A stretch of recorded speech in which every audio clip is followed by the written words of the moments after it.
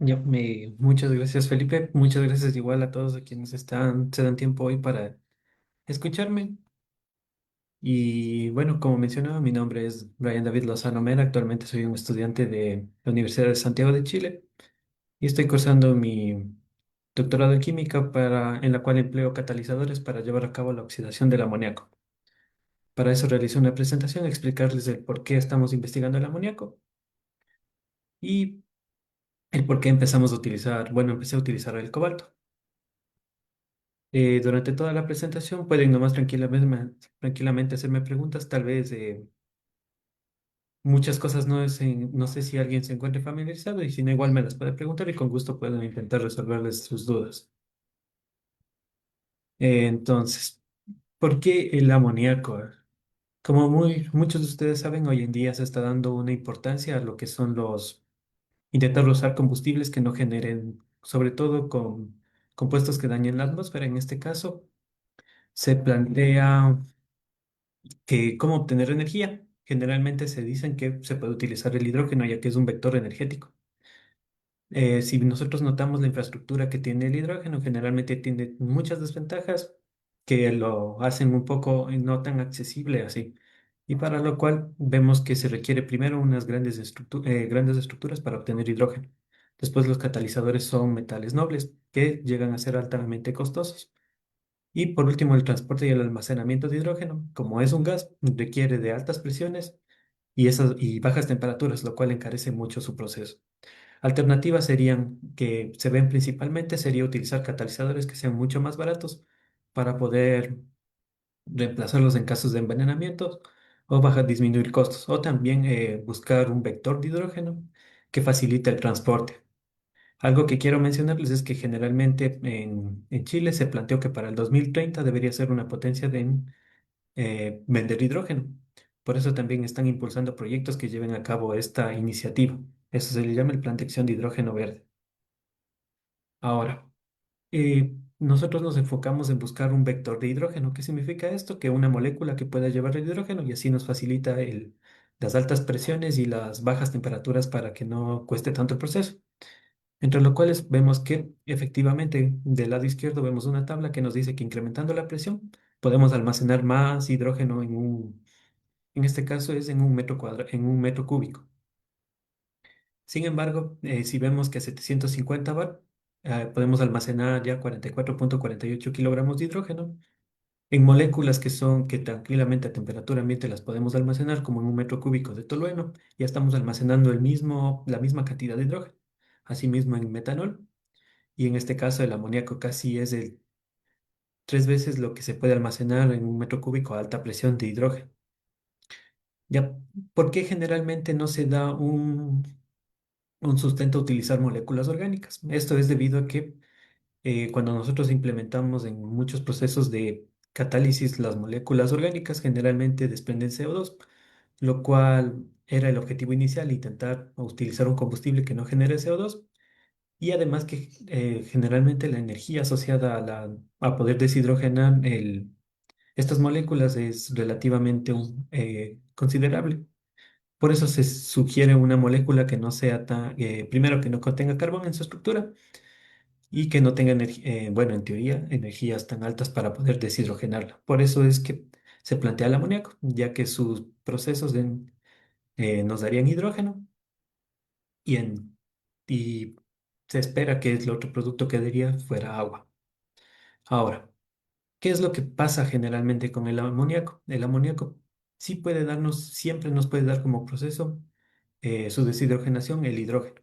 Sin embargo, en varios procesos de combustión o de catálisis se ve que se pueden formar diferentes subproductos, como puede ser el nitrógeno, el monóxido de nitrógeno, nitritos, nitratos y diferentes especies, que no necesariamente están mal. Muchas veces estos subproductos pueden ser utilizados en la industria, en la medicina o en diferentes áreas. Ahora, ¿por qué a nosotros nos interesaría la generación de nitrógeno? Ya que nosotros desde vectores como de vectores de hidrógeno esperamos a que no se generen nuestras otras especies para poder decir que obtenemos una energía limpia. Yep. Ahora, ¿Cómo podríamos llevar a cabo este proceso de oxidación del amoníaco? Se describen varios procesos como el cracking de amoníaco, electrooxidación química, combustión catalítica y fotocatálisis. Como un gran resumen de todas estas técnicas, vemos que generalmente se utilizan igual catalizadores como son metales nobles, o otra limitante es que se utilizan altas temperaturas. Algo aquí que tengo que destacar es que nosotros debemos saber es que el amoníaco es una molécula gaseosa. Sin embargo, nosotros debemos de haber escuchado que se transporta fácilmente, o si vamos a un laboratorio lo vemos como, no como amoníaco, sino lo vemos como una solución de hidróxido de amonio. Entonces, lo que más se transporta a nivel mundial es el hidróxido de amonio. Y si nosotros, al menos desde una tecnología que vemos que es mucho más accesible, sería poder llevar hasta a cabo este proceso de oxidación mediante, mediante la implementación de tecnología electroquímica, en este caso, electrooxidación. Ahora, ¿qué es lo que pasa cuando nosotros llevamos el amoníaco a una celda electroquímica?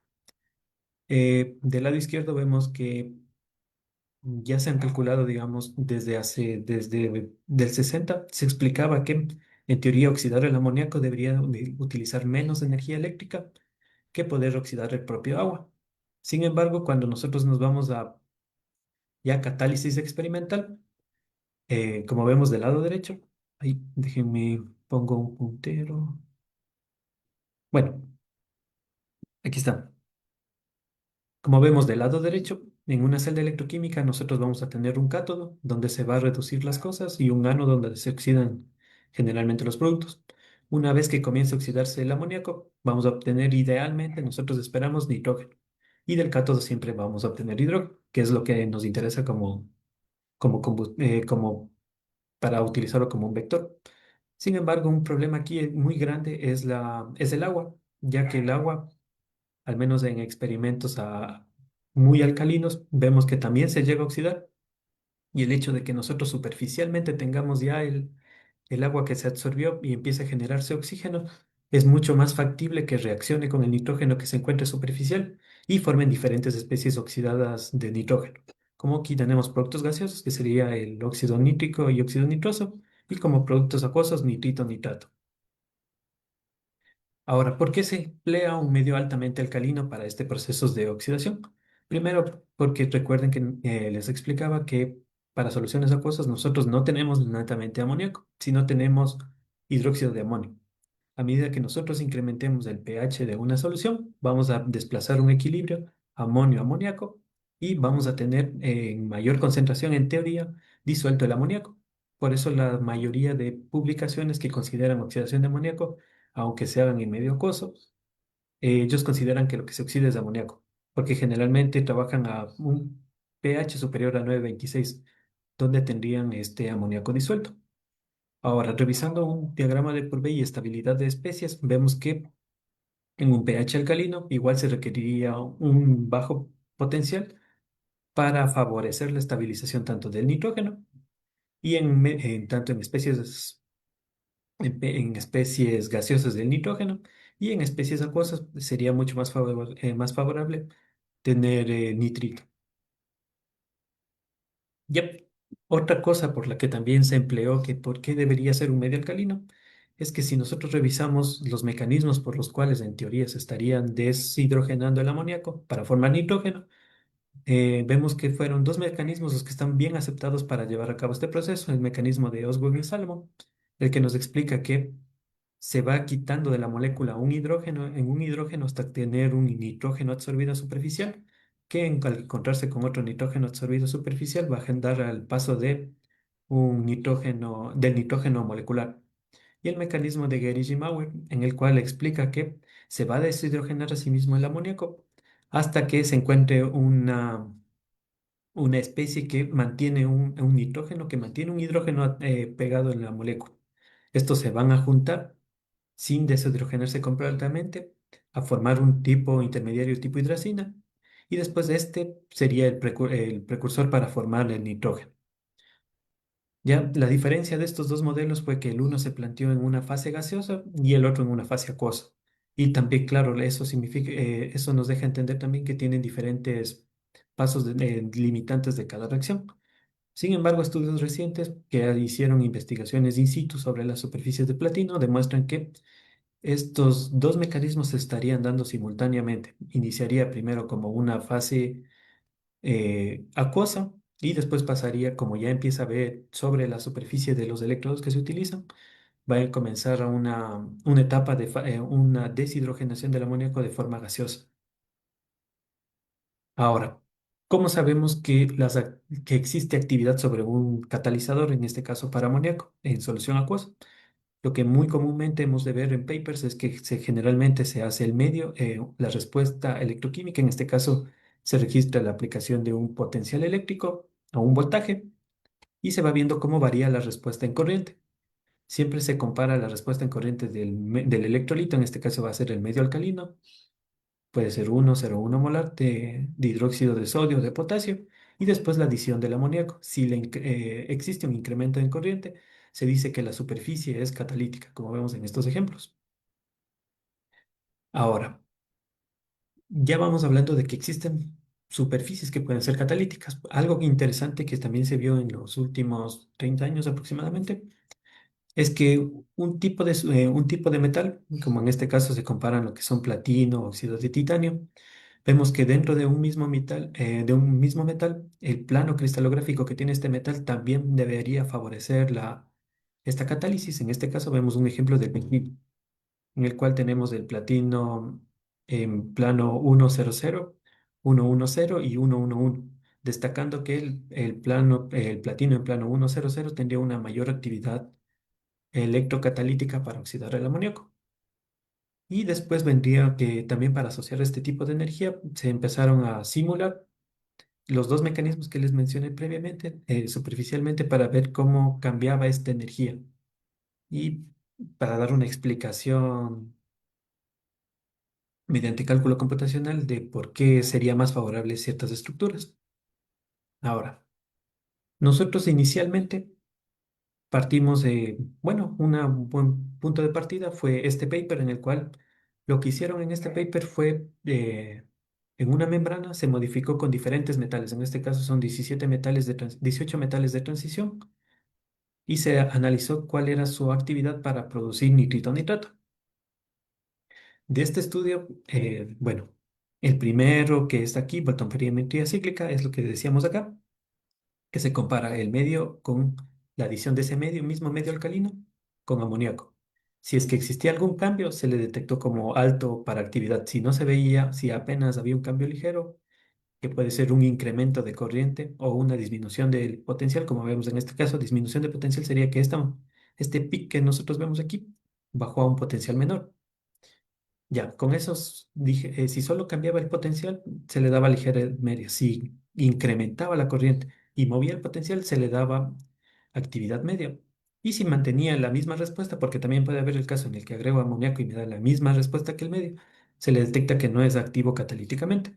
La segunda fue una cronoamperometría en el cual nosotros aplicamos de toda esta escala que hacemos en barrido un potencial fijo por un tiempo determinado. Si daba la misma respuesta en corriente que solo el aplicar el mismo potencial en el medio alcalino, se lo determinó como nula actividad. En cambio, si daba mucha mayor corriente, se le daba como actividad alta. Y si esa corriente se mantenía estable por bastante tiempo, era actividad alta. Si es que decaía rápidamente, actividad media. Y por último, la prueba definitiva, cromatografía iónica, en la cual se midió cuál era la concentración de iones, en este caso de nitrito y nitrato, y destacaron todos estos metales. ¿Qué es lo interesante? Que en la primera, que era la actividad catalítica, o sea, que primero registre una actividad catalítica, o sea, un incremento de corriente que sea alto, pero que no genere nitrito y nitrato.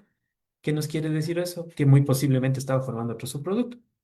Entonces, de esto, la verdad es que para mi programa de tesis se escogieron cinco metales. Sin embargo, nos vamos a enfocar en este caso solo en el cobalto, porque vamos a ver más adelante que solo el estudio de un solo metal, pese a que esté muy reportado, igual es bastante información. Ya, en base a eso, nosotros nos planteamos la siguiente metodología, que consistió en electrodepositar. Primero, electrodepositar un metal sobre una superficie conductora. En este caso, mi sustrato va a ser glass carbon. Yo le llamo sustrato al, a la superficie donde voy a pegar mi metal. Tiene que ser conductor porque como voy a trabajar en una celda electroquímica, lo que menos quiero es que me afecte, digamos, el paso de corriente por la superficie. Después vamos a estabilizar. ¿Qué significa esto de estabilizar? Cuando yo coloco una superficie en un medio, en cualquier medio, generalmente yo le aplico voltaje. Este voltaje puede hacer que se reordene la estructura para y forme una nueva estructura que es estable en ese medio, aplicando ciertos potenciales. Entonces a eso yo le llamo una estabilización electroquímica o una activación. Y por último, ver la respuesta. Si una vez después de pasar este proceso, al agregar amoníaco, incrementa la corriente, disminuye, cambia el potencial o qué ocurre. Entonces estos son los tres pasos que nosotros seguimos para ver si una superficie es activa. Ya, inicialmente, la verdad es que de toda mi investigación he tenido muchos inconvenientes a lo largo de todo lo que yo realicé de mi trabajo. Por lo cual aquí, bueno, ya sinteticé bastantes cosas y si tienen dudas, igual me las preguntan. Uno de los primeros problemas con los que yo me limité fue que inicialmente yo aplicaba un potencial, en este caso, esto es un voltaje negativo que forza al metal, si yo tengo una solución, digamos, en este caso de cloruro de cobalto, el cobalto disuelto en solución sería como un cobalto 2 más. Si yo le aplico un voltaje negativo, va a hacer que el metal se reduzca superficialmente a cobalto cero. Ahora, ¿cuál era mi primer inconveniente? Que usualmente yo aplicaba, pongámoslo aquí, en esta línea morada que dice pH 7, este voltaje negativo, -1. Si yo aplicaba este voltaje a pH 7, tranquilamente podría depositar mi metal. Sin embargo, como vemos a pH 1, 2 y 3, ¿qué pasaría si yo aplico este potencial de -1? A pH 1 y pH 2 básicamente no podría estar depositando el metal porque vemos que la corriente no incrementa. ¿Qué significa bueno, este incremento negativo de corriente? Que básicamente algo está interactuando en la superficie de mi electrodo. Como vemos que aquí no existe un cambio aparente, así aplique este potencial a este pH, no iba a depositar nada. Entonces ese fue mi primer inconveniente. A veces depositaba a este potencial y a veces necesitaba cambiar el potencial, lo cual ya iba alterando las respuestas que iba a tener. Entonces para eso hice un estudio de pH y determiné que dependiendo del pH de la solución de la cual yo voy a depositar el cobalto en superficie, también voy a requerir un potencial diferente. De estos destacaba un pH 3 en donde en teoría había un más incremento en corriente, lo cual se puede asociar a mayor cantidad de cobalto depositado. Pero ya, lo importante aquí fue que por culpa del pH cambiaba el potencial que necesitaba para poder depositar el metal. Ahora, ¿cómo uno asocia a que ese cambio de pH no me está generando una especie diferente a lo que yo quiero? Para eso yo hice una simulación en Mintec que me demostraba que, como vemos en la parte superior de acá, la concentración de cobalto no se ve de cobalto, el cobalto 2 más, digamos soluble, no se ve afectado por el cambio del pH hasta que llega a un pH 8, donde el KPS nos explica que empieza a precipitar. Y la precipitación de de hidróxido de cobalto en este caso no permite el recubrimiento de mi sustrato. Igual aquí vemos el índice de saturación que a pH 7. Entonces, ¿qué indicaría esto? Estos peaks que nosotros vemos de incremento de corriente se asocian bastantes papers a que superficialmente lo que ocurriría con la solución es que el mismo electrodo por el pH estaría generando hidrógeno y parte de ese hidrógeno, parte del agua que se está formando hidrógenos, como la molécula de agua se rompe, los hidroxilos quedarían superficialmente pegados en la superficie y esto genera un medio alcalino superficial y por eso nosotros vemos un pic. Entonces, esto es clave. ¿Por qué? Porque acá nosotros a pH 1 y si aplico un potencial de -1,4 volts versus plata cloruro de plata, me indica que estaría depositando cobalto cero. Si yo incremento ligeramente el pH, como pH 2, ya vemos un pic asociado. Ese pic asociado me indicaría que ya no estoy depositando cobalto o parte del cobalto que estoy depositando ya no es un cobalto cero, sino es un hidróxido de cobalto por un efecto que se llama un medio alcalino superficial. Yep. Una vez depositado indistintamente de cualquier pH, lo que el siguiente etapa era ver qué ocurría en un medio alcalino. Este es mi paso 2, la estabilización superficial. Entonces yo tomé a un pH 6, que era lo que comúnmente obtenía del pH de solución. Apliqué el potencial y en este caso para pH 6 era de -1 volt. Deposité el metal y que hice un barrido amplio, en una ventana amplia, desde -1,6 volts hasta 1,6 volts. Aquí vamos viendo incrementos en corriente que indicarían que la superficie se está oxidando en alguna especie. Primero veía desde -1 volt hasta -0,4 volts, y a lo cual lo asocié como una primera especie. Después desde 0 hasta 0,2 volts, segunda especie. Y yo asumo que aquí hay una tercera especie porque veremos el incremento de corriente es masivo, y aquí es donde se reporta comúnmente que las superficies de cobalto empiezan a generar oxígeno. Por eso lo puse aquí como evolución de oxígeno, iniciaría en 0,5 volts. Pero, ¿qué especie de cobalto es la que se está reportada como buen catalizador de agua en este caso? Haciendo una búsqueda bibliográfica, se reporta que el mejor catalizador sería la espinela de cobalto. Y a eso vamos más adelante. Entonces, como vi que el 0,6 era mi máximo, donde ya empezaba a producir la evolución de oxígeno, acorté mi ventana. ¿Por qué acorté mi ventana? Porque generalmente cuando empezaba a producir mucho oxígeno, y recordemos que mi recubrimiento era solo, generalmente son, bueno, yo los llamo capas delgadas, aunque, bueno, hice análisis a AFM y me dan que el espesor es hasta 6 micras. Sin embargo, el problema era que si yo ciclaba mayor a 0,6 volts para estabilizar una especie mucho más oxidada, empezaba a irse mi recubrimiento, lo cual era poco beneficioso para este proyecto. Entonces, por eso acorté mi ventana hasta 0,6 volts. Y aquí vemos tranquilamente una primera especie. Y lo interesante era que a medida que yo voy incrementando el pH, inicialmente se forma una segunda especie que después, por el solo incremento de pH, yo al menos supongo que se está favoreciendo esa misma especie.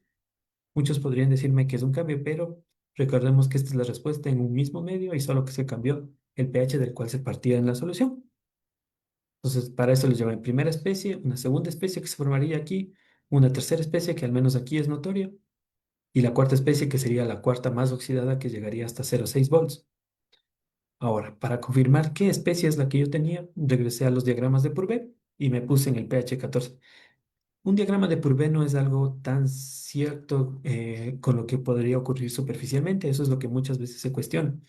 Sin embargo, sí da una gran ayuda en saber qué especies podríamos estar formando. Entonces vemos, yo partía desde -1 en medio alcalino y vemos, debería formarse una especie que no está registrada aquí, el hidróxido, la espinela y el hidróxido de cobalto 3. Revisando bibliográficamente, de lo que vi es que generalmente los hidróxidos no llegan a ser tan estables en un medio altamente alcalino, generalmente pasan a especies oxidadas. Y después de ver todas las especies que podrían formarse, se concluyó que las especies que mayor se podrían estar formando son la espinela de cobalto y también el oxidróxido de cobalto, que sería la especie que no se registró en un diagrama de Purbeck. Entonces, con eso nosotros asignamos los siguientes peaks. En un pequeño peak, que sería básicamente un hidruro de cobalto que se depositaba por el medio altamente alcalino, el hidróxido de cobalto, que sería la segunda especie que vemos aquí en esta ventana potencial. Después vemos dos peaks, que en teoría deberían ser los oxidróxidos de cobalto. Esto se hace porque si uno compara la carga que tenemos aquí con respecto a aquí, siempre esta carga va 2 veces a 1. ¿Qué significa esto? Que aquí pasarían 2 electrones con respecto a 1. Entonces tiene sentido decir que de aquí el cobalto 0 pasó a cobalto 2 y de cobalto 2 a cobalto 3. Sin embargo, aquí yo asocio que el cobalto 3 pasaría a cobalto 4. Sin embargo, aún no he podido corroborar bien la corriente, debido a que, como empieza el proceso de evolución de oxígeno, ya es muy difícil poder hacer esa aseveración. Sin embargo, vemos que aquí tendríamos estas especies. Pero ¿por qué si aquí tenemos estado de oxidación 3? Aquí es un estado mixto de 3 y 2. Lo que me he dado cuenta es que aquí en principio se formaría una especie de cobalto 4.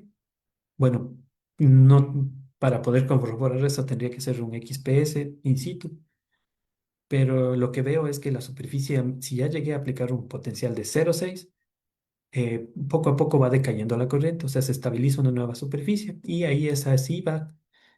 Cuando reviso bibliografía, veo que da la misma respuesta que una espinela de cobalto. y lo cual corroboré más adelante. Ahora, ¿cómo sé que se estabilizan en la misma especie? Ya, tomé diferentes pHs, estabilicé en una ventana amplia, esta vez por 200 ciclos y a una baja velocidad.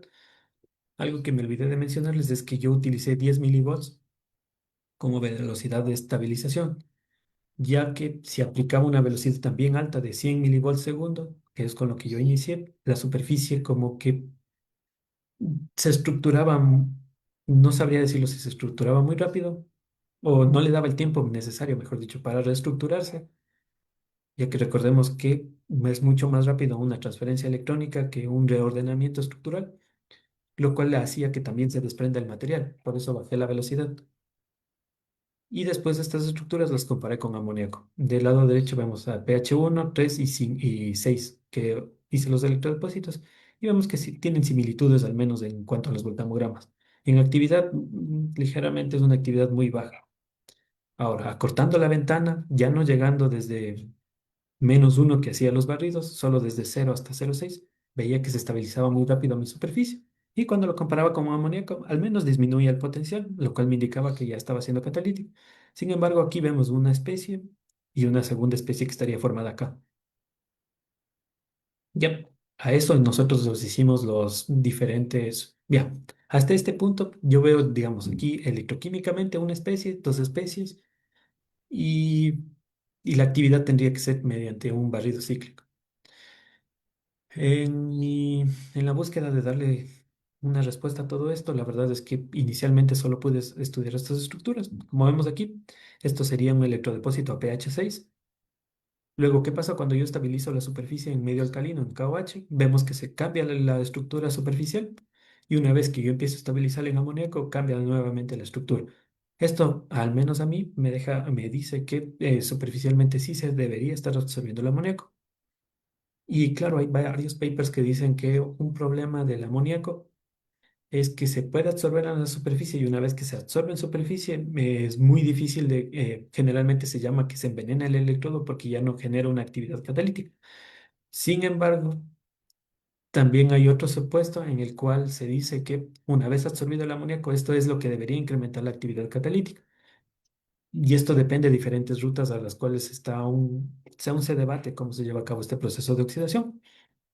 Ahora, lo que yo hice fue intentar corroborar qué es la estructura que se está estabilizando.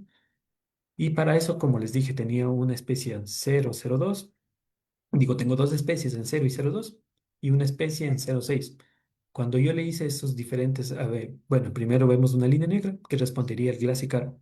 Una línea roja que sería esa especie que se me formaría en 0,2. ¿Cómo hice esto? Apliqué solo ese potencial, esperando a que solo se favorezca la formación de esta especie. Luego apliqué 0,6 como volts y lo dejé ahí al electrodo. Y por último le di un ciclado de 0 a 0,6 volts. Ahora, comparando con espectros Raman bibliográficos, vemos que lo más parecido sería un tipo espinela. Por eso es que yo hablaba de una espinela.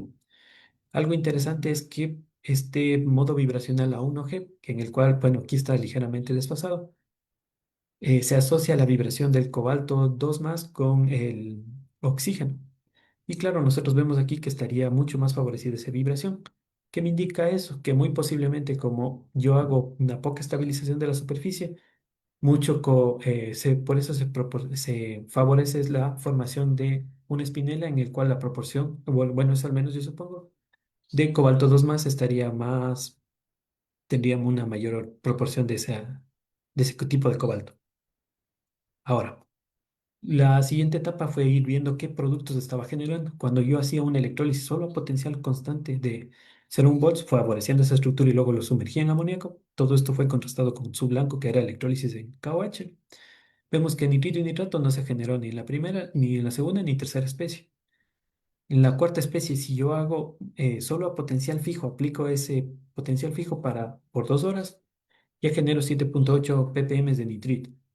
Pero si yo hago una voltometría cíclica de 0 a 0,6 volts, obtengo casi la mitad de lo que obtengo de nitritos.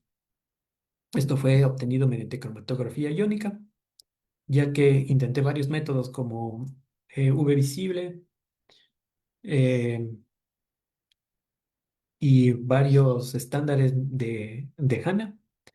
Y el problema era que muchos de estos trabajan en un medio neutro o ácido. Sin embargo, el problema era que yo, como tengo una solución altamente alcalina de 1 molar KOH, al tomar solo 1 mililitro y disolverlo en 10 o hasta en 10 mililitros, que era lo que se necesitaba para estos hatch, el problema era que se volvía tan alcalina la solución que no podía medir mediante este método colorimétrico. Y también utilicé cromatografía iónica y aquí fue algo clave. El problema es que inicialmente tenía una columna de una fase de carbonato a bicarbonato y el problema era que claro, el medio altamente alcalino saturaba la columna y empezaba a precipitar, me imagino que empezaba a precipitar o desmovía el equilibrio de carbonato-bicarbonato formando CO2, pero se veía cómo cambiaba bastante la presión. Y me dieron la solución de que qué tal si yo diluyo mi solución para poder bajar el pH y así poder medir. Sin embargo, muchas veces, aunque electrolizaba por 15 horas y diluía la solución, la máxima permitida dilución era 1 en 100 mililitros, lo cual era tan diluido que el equipo no podía ni detectar los productos. Ventajosamente conseguí otra cromatografía iónica con fase móvil que tenía KOH mismo, y ahí es donde llevé las mediciones a cabo. Y eso me permitió determinar al menos qué nitritos se generan, pero solo a potenciales altos. Estamos hablando de 0,6 volts, donde pesa ya el oxígeno, está muy comprometido el oxígeno. Entonces no es descabellado pensar que el nitrógeno también se podría estar absorbiendo y el oxígeno, como ya sabemos que se va a generar ese potencial, y por eso daba el paso a la formación de nitritos al menos. Ya, el siguiente experimento para poder determinar productos gaseosos fue mediante DEMS. DEMS es un equipo electroquímico como lo que yo utilizo, que se le acopla un cromatógrafo de gases. Lo que hace aquí es, mediante una membrana, filtra todos los productos gaseosos.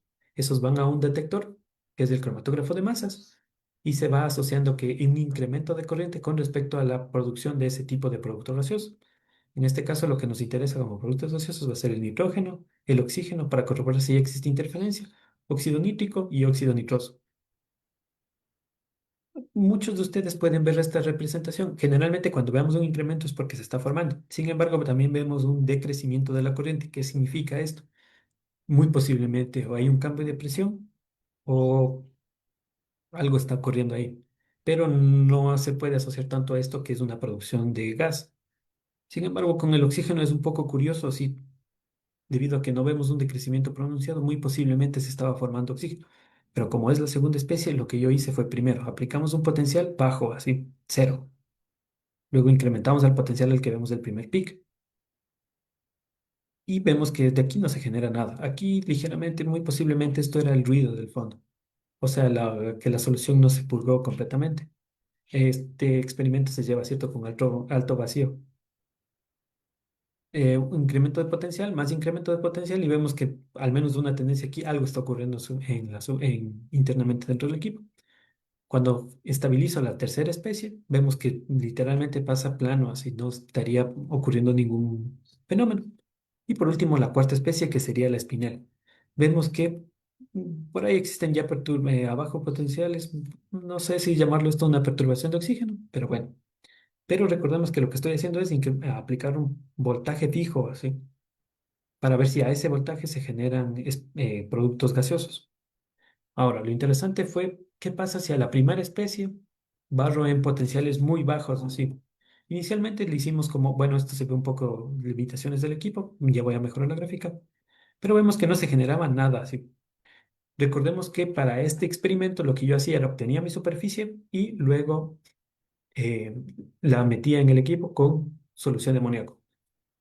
Lo que nunca hice fue estabilizarlo en amoníaco y después esperar a ver si existía producción. Lo interesante fue que después de haberse ciclado a bajo potencial, que en este caso es de -0,3 a 0,3 volts, es mucho más bajo potencial energético de lo que se reporta. Vemos que pasado unos 40, o bueno, 600 segundos, aquí sí se vio, aunque sea muy baja la corriente, una generación de nitrógeno y después se mantuvo estable. Todo esto está a una escala muy, muy baja de micro. No, nanoampere. No, microampere. Y vemos que el oxígeno, ligeramente algo está ocurriendo, pero no hay ciencia cierta. Lo interesante fue que sí generamos nitrógeno, pero aún estamos haciendo más experimentos para corroborar si fue la ventana o otras cosas la que nos dio generación de oxígeno. Pero esto fue de la segunda especie, la que era bajo potencial. Cuando nosotros calculamos de la tercera especie, bueno, eso no lo agregué aquí, ahí solo vemos formación de oxígeno, en ningún momento el nitrógeno cambia. Ahora, bueno, sé que esto tal vez fue muy cansado y voy a explicarles un poco de qué se habla acerca de la espinela. Existen varios estudios de la espinela, generalmente como para catálisis de dióxido de carbono. Entonces, y de esos estudios saltaron a estudios de amoníaco. Lo que se ha visto en base a la espinela es que generalmente tiene una preferencia para catalizar el amoníaco por su estructura de cobalto 3 más, ya que inicialmente se tomaron claro, espinelas de cobalto, que es el estado de oxidación 3 más que les decía, y el estado de oxidación 2 más, y en donde se veía que pese a que se ubicaba el amoníaco en diferentes posiciones de la espinela, tenía una mayor, o sea, venía a favorecerse el proceso de absorción sobre la estructura de cobalto 3 más. Asimismo, se intentaron cambiar los diferentes planos. Y también lo mismo, ocurrió exactamente lo mismo. Se vería favorecido por un cobalto 3 más en donde se debería llevar a cabo este proceso de oxidación. Ahora, ¿cuál es ahora nuestro propósito? Es intentar llevar a cabo una simulación similar en la cual nosotros podamos simular esta estructura que nosotros tenemos y poder llevar a cabo este mecanismo para reportar cuáles serían las energías, cuál sería la energía asociada a llevar a cabo este proceso de oxidación. Y bueno, de ahí